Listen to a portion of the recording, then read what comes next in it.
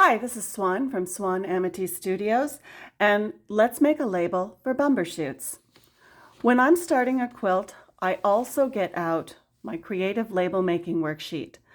Every time that I'm making something, I like to be thinking about what the label will look like, because as you may have heard me say, a quilt without a label is a travesty. We should always have a label on our quilt so we know exactly where it came from, who made it, who quilted it, and when it was completed.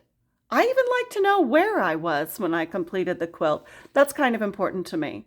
So, available on my class resources page, link will be in the description of the video, you will find the Creative Label Making Worksheet download. What's nice about that is you can keep track of things just like I do.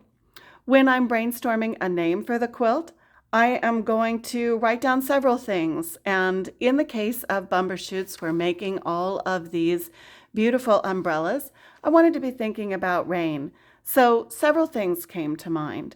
But in the long run, don't forget, which was just kind of one of those things I liked in case we thought about, don't forget your umbrella, says your mother. Don't get wet.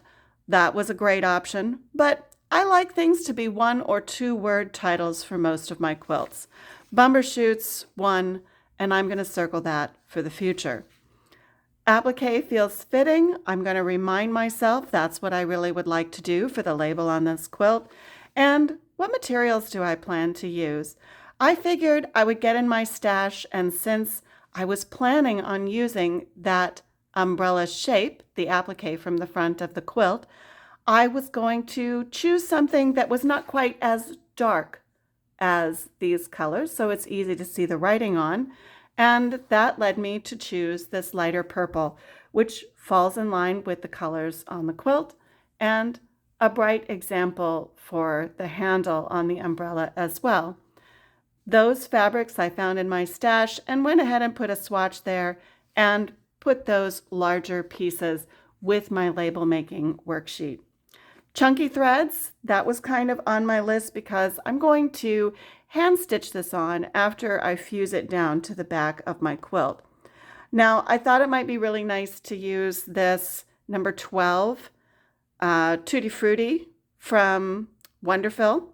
It's nice and thick, but it's not too thick that it will be too overwhelming to the project, because I also want to use this much thicker number 5 Eleganza Pearl, also from Wonderful. I really like this one from the Sue Spargo collection. It's so gorgeous, and it really fits well with all of these beautiful under the sea colors on this quilt. It's going to really pop out around the edge of that purple, and like we said, won't be overshadowed by that number 12 on the handle. Okay, I'm going to set those aside, and we're going to take a look at the fact that we also wrote that note, use the umbrella from the front, because I don't know about you, but by the time I've finished my quilt, sometimes I've forgotten all of these plans. I need a little reminder. And finally, I'm going to look at my checklist. I have a title. I know who the quilter is. It's me. I know who the designer is. Me. And I know the date of completion. This quilt was finished and sent off to be photographed in January of 2025. And we know we've got that. It's not going to a show this time, so I have no show label requirements, and that's going to make my job a little easier. I'm going to set this worksheet aside, and we're going to go to our light box. One of the other things that I've done, because I've already pre-fused, I've got my shape ready to go, all outlined, and then because I'm on a fusible, I have space to go ahead and give myself some clear straight lines, because I seem to be incapable of writing straight unless I have some good lined paper, and in this case, some indicator lines. And I'm going to turn this guy over. My light box is going to allow me to see where those lines are. And then I'm going to use my Zig writer. Now, this is an archival ink. I really like the zig writers because they don't wash out. So if you've been to one of my creative label making classes, you know this makes the whole process easier. We're going to start by putting our title on, and then we're going to write all of our details. I'm going to start with the fat end and begin writing Bumber Shoots, all one word. And now I'm going to add the rest of the information to the label. Once we have all of our information on the label the way that we'd like to see it, we're going to go ahead and cut our label out. I'm going to cut with my micro serrated scissors, giving me nice clean lines all the way around. And I really like being able to use the applique shapes from a good applique pattern. I am going to go just a little bit wide as I come around this guy, because I noticed that as I was writing one of the lines, I wrote a little over the edge of my applique. But nothing stops you from making yours just a little bit bigger if you need some extra room. You get to play with your stuff the way that you would like to. No one will ever know unless you tell them all, which of course I do, but there's nothing wrong with that either. I also signed just a little over the edge of my applique, and I think I'm going to go back when I put it on the quilt and kind of outline my signature with a little bit of thread, and I think that'll dress it up a little bit. That'll be fun. So we've got our shape cut out and our handle is ready to go too. I'm going to warm up my iron and we're going to position our pieces and get ready to fuse them into place. Now, because we're going to fuse, of course, we got to take that paper off. I don't know how often I have set up something exactly the way that I would like it on a quilt and then realized that I still have the paper on. We take the paper off first. We're going to position on the back corner of our quilt. Every once in a while someone says, well, which corner do you put it in? And the answer is, if a show has told you where to place something, do that. And of course, if they haven't, you could put it wherever you want to. It could be in the middle of your quilt. It could be on the front of your quilt. It could be in any corner. I have even put one up by the sleeve because it was kind of hanging off something and I thought that was funny. Make yourself happy. That's the goal. Okay, we're going to position our handle first. It needs to slide underneath that top. See how I've see what I mean by kind of cutting off my little swan signature? That's okay because I'm going to go back and dress it up in thread. So we're going to make sure that that slides a little bit over the top of our handle so that we've got some extra room in there.